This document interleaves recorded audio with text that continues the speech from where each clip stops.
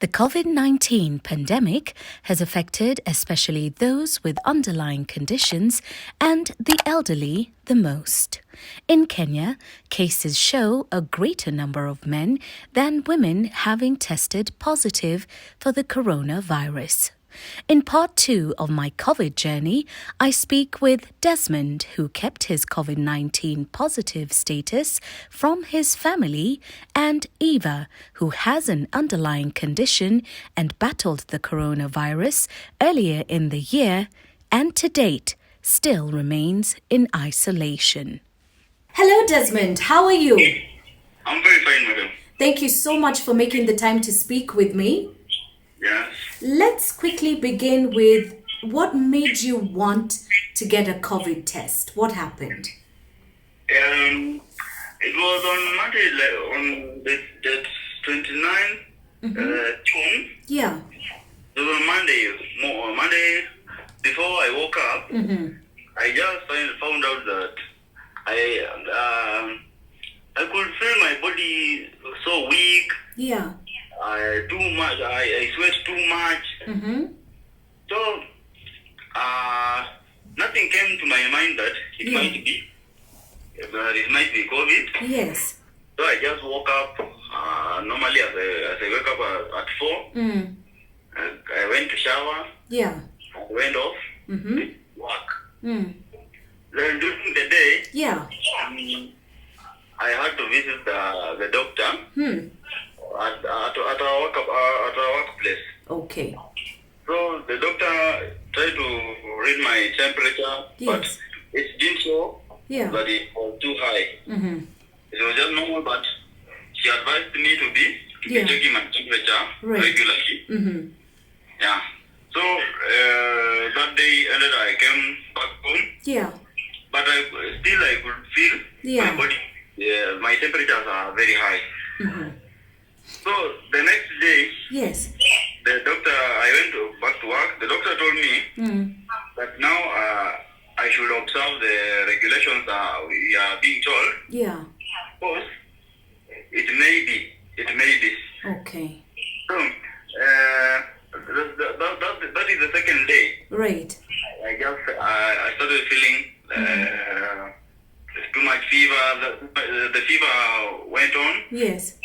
I started to feel my throat. Your chungu. Sore throat. Yeah. Now the doctor told me not to get to work. Yeah. I should remain at home. Right. Yeah, so that they can monitor my condition. Okay. If it worsens, Yeah. then they organize for a COVID test. Okay. So the third day, on Wednesday, they called me, Yeah. asked me how I'm faring on. But now at that time, I was really coughing. Really coughing. Yeah. And now getting into contact with other people where I stay. Yeah.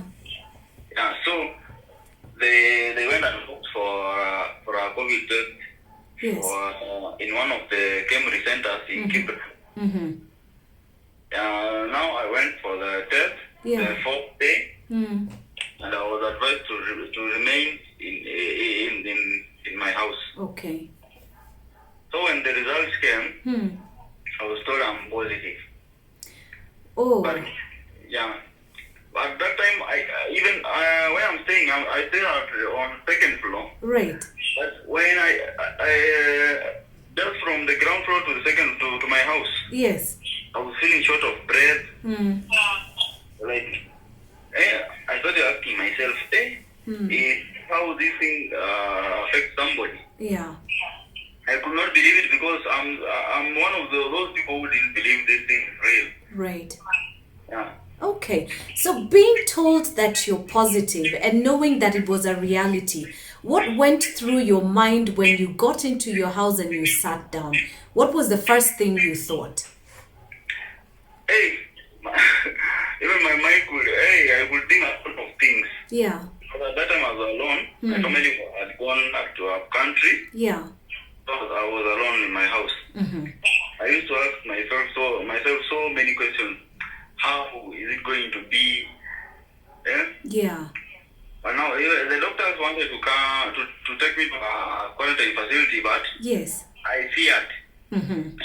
I feared even the people staying around me. I feared them to know that I'm. Yeah, that you're COVID positive. Yes. Yeah, I didn't want anybody to know about it. Okay. Mm-hmm. So it just remained in my house. Yeah. So I was just supported by some people sending me my friend. I ordered the food from shop somewhere. Yeah. And someone delivers it to my door. Right. I just remained in my house. Throughout. How long did you stay in the house? Yeah? How long did you stay in the house? I stayed for more than 14 days, 21 days, because Okay. Yeah. after 14 days, Yes. I could still feel shortness of breath. Mm. My body, too much. How can I say it? You were just not right. Your body didn't feel like your body. Yeah. Okay. Now, in those 21 days, you didn't need to be hospitalized at all, yes? Yes. You uliugua nyumbani. Yes. Now, you know, the COVID has had such a huge impact on men. Yes. And you've made mention to stigma. After 21 days of being in a house, I'm sure your neighbors found out. Yeah? Your neighbors, majirani, see, eventually they found out. No. Oh, they never did. They never did because Yes. we don't get in contact every time because most of the houses here are self-contained. Okay. So we don't. Yeah, most of the things we don't share. Okay. That's why even the neighbors did not notice anything, Yeah. and they just know. They know when I'm not at work. Yes. I'm just in my house. Okay. So nobody suspected, but facing the stigma from maybe family members. Right. They call someone that I need a painkiller, bring it just to my door, Yeah. and someone yes. Yeah. You start thinking of how. Unasikia tu vibaya, to be stigmatized over something that you had no control over. It feels very bad. Yes.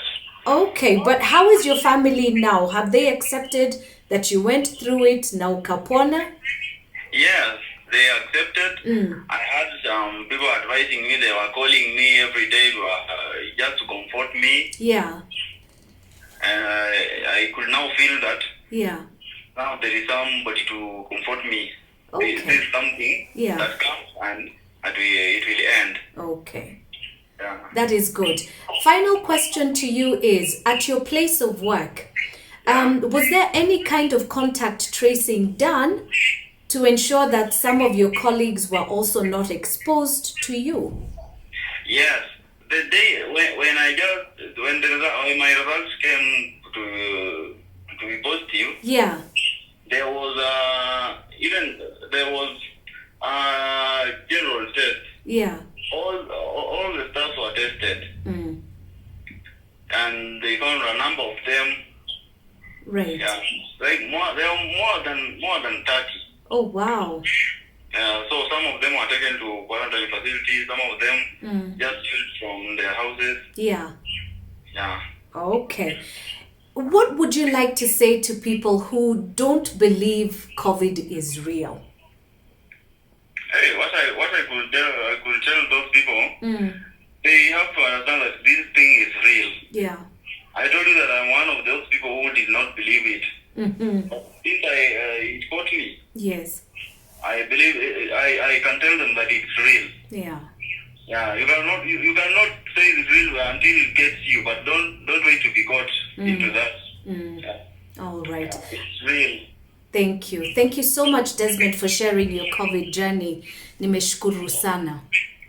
Okay. Asante and all the very best, Baba. Okay, thank you. All right. Bye for now. Bye. Stigma. Stigma, stigma, stigma. That is one of the biggest hindrances when it comes to awareness on COVID-19 and prevention plans as well. How we handle people who have battled COVID or are battling COVID goes a long way towards reinforcing mental health issues. People are suffering not just because of the disease, but because of the stigma that's brought about by being COVID positive. Our next guest has a lot to say because she's experienced it firsthand. Here is Evangeline. Hello, Eva. How are you? I'm good, Sheila. It's Nice so meeting wonderful you, to yeah? see you and nice meeting you too via Yes. online media. This is amazing. I got to know about you through a post that I'd shared on Facebook where I was asking people who know people who've gone through the COVID journey. And I got to know about you through people who knew you, who know you and know about your journey as well. So they got in touch with me to tell me about you. And that taught me something about COVID in this season. While there are many people who say it doesn't exist, there are just as many more, probably even a greater majority who know that it does. And we all are now in the position where we know someone or know someone through someone who's had COVID. And you've walked that journey. So let's get going with how and what made you think I need to get tested? What happened, Sheila? Back in July 12th of July, I woke up feeling so tired. And I thought it was normal because I had done another cleaning the previous day. But then I was like, even when I do gym, even when I do a cleaning, I don't feel that tired. By evening, I started having some mild headache. And I was like, it will just go. The following day, that was Monday, I was not able to go to work. I was just feeling tired. So I went to a nearby dispensary here in Kasarani where I live, Landiat. Then they observed me and they said I was okay. So they just gave me paracetamol and I came back home. When I was on my way, I just thought of buying a thermometer because I had heard your temperatures really go up when you have COVID. So I came back home.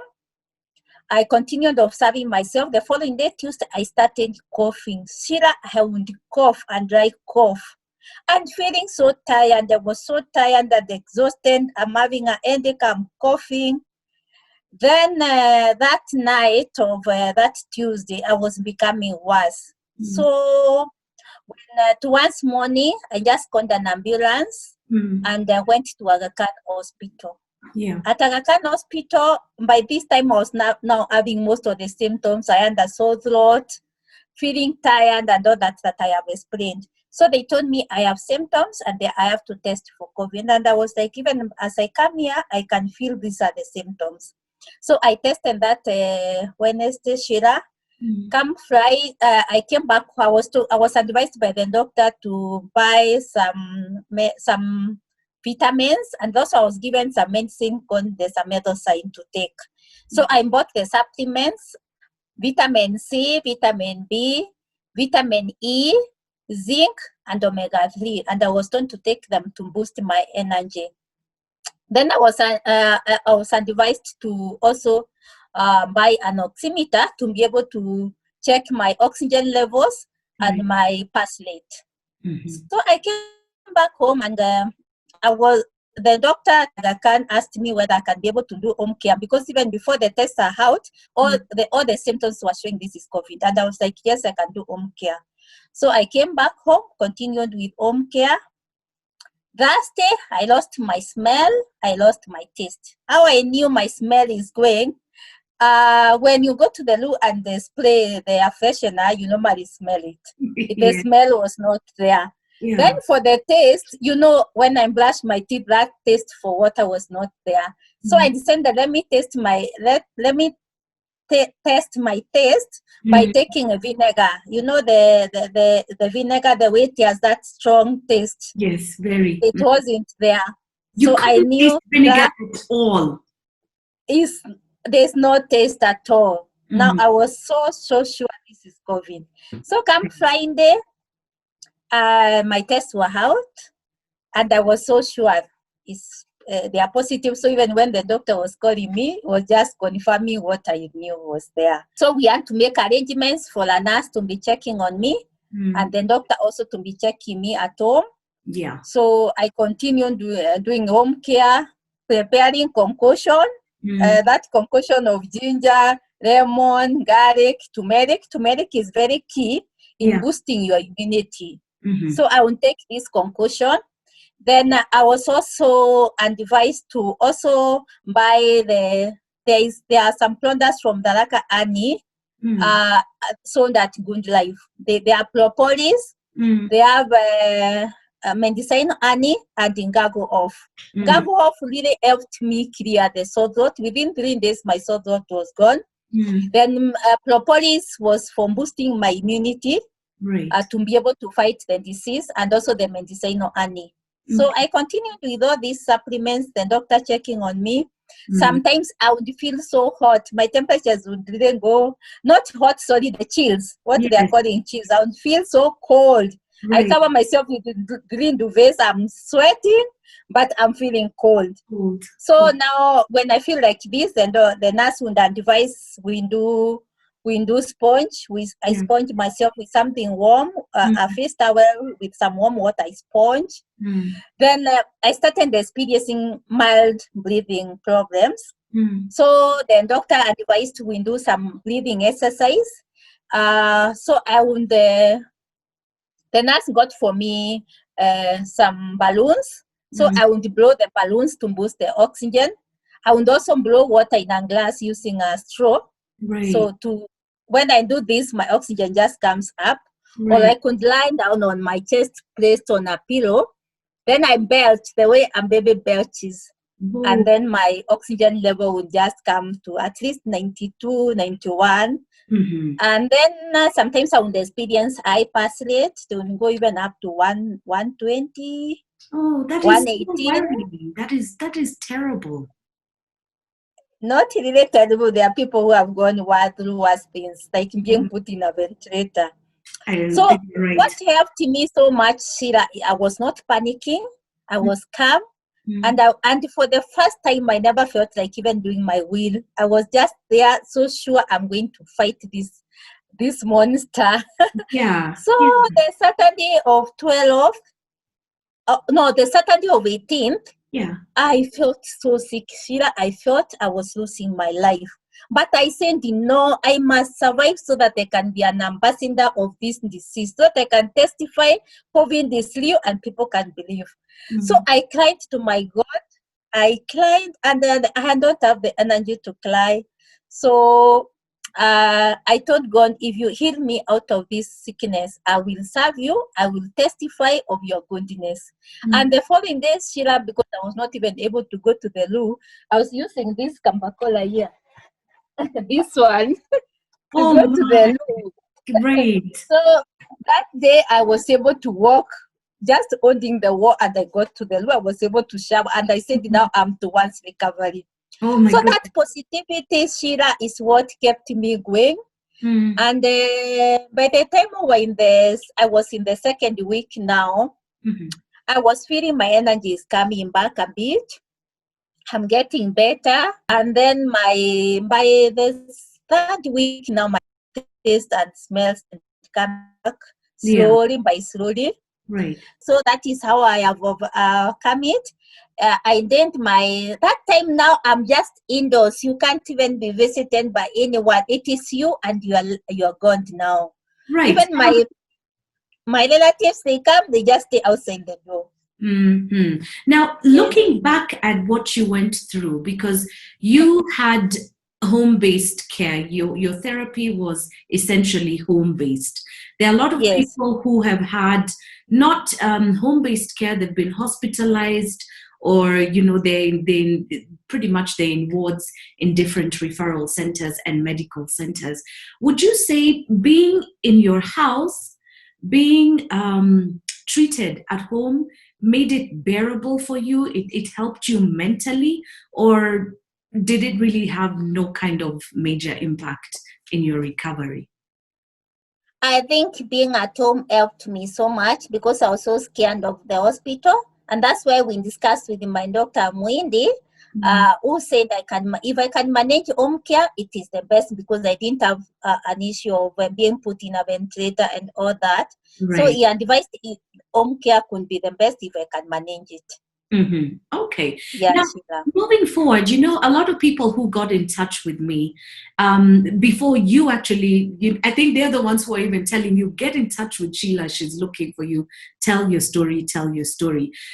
You've been very vocal. You've been public about what you went through. And a lot of people are facing stigmatization because of being COVID positive. There are many people who have not disclosed even to their families. And I just want to know why it is so important for you to talk about your COVID journey and why people should stop with the stigmatization. I decided, remember my promise with my God, the day I felt I was losing my life. I decided if I get well, I promised my God, if I get well, I must go public, because I could see the way people are getting stigma, especially the way they were being picked from their flats away with ambulances. It was so traumatizing. So I decided to go public and so that I can help people fight stigma. My own colleagues who got affected and infected as well. So I decided to go public for their sake, and even formed a WhatsApp group where we are encouraging one another, sharing our experiences. We started as very few people in the WhatsApp, and now we are becoming many because of the network. And there we are sharing our experiences and advising. We even brought in the guy from Kemri who is doing for us home-based tests. You can do your test in the house so that it is not stigmatizing people. And that's how I felt, Sheila, that I should go public. I've been to the media houses, I've been to radio, local stations, I've gone public on Facebook, and then you can hear about the WhatsApp where I'm sharing my experience so that people can know it is manageable, anyone can get it. I normally say, Sheila, if Trump can get COVID, he's a president of a very powerful country. Who is even just a mere person from Daraka not to get COVID? It So can that's happen how to anyone, to anyone, Sheila. And speaking of anyone can get it, it's become something that Kenyans laugh about, which is quite sad. And in laughing about things, in taking things not as seriously as they should be taken, people are dropping their guard. So for people who say there is no COVID, for people who are not being careful and paying attention to the protocols, what would you like to say to them? I'd like to say to them, COVID is real. Like now, Sheila, I've gone back to full isolation. My doctor called me on Saturday and told me what is happening in Aga Khan and the precautions we should take. He has put me back to total isolation, not contacting people, because I'm prone to this. I'm prone to COVID infection if I expose myself. So COVID is real. Let's take care. Let's be careful. Let's observe the MOH guidelines where we can. Let's boost our immunity so that when it attacks you, it finds your body is strong already. Something I'm picking up from what you've just said, the doctors advise that just because you've had it once and you've gotten over it doesn't make you immune. Reinfection is a real possibility. So you're not dropping the ball. And for everyone who's had it before, don't walk around and think you're invincible. Still observe the protocols, still maintain the guidelines and stay safe. In fact, even more so now because you've had it than before. Yes. Oh, yes, Sheila. All right. Thank you so very, much. Very important. I'm going to thank you so much. I'm going to get your details of the WhatsApp group so that we can share it as well on all my social media platforms with others who are looking to connect with you. But I'm so grateful. Thank you for And I forgot to tell you, Sheila, that I have an underlying condition, and that's why the doctor has to keep on monitoring me so that I don't get an infection. Okay. Sawa. Yeah. Thank you, Eva. Thank you so much, Sheila. I want to bless the work of your hands, what you are doing to spread this gospel that COVID is real, so that our fellow Kenyans, I saw people like criticizing you on the Facebook, and I was like, oh my God, I wish they can know this thing is real. I'm telling you, Thank you so much, Sheila, for what you're doing. Thank you.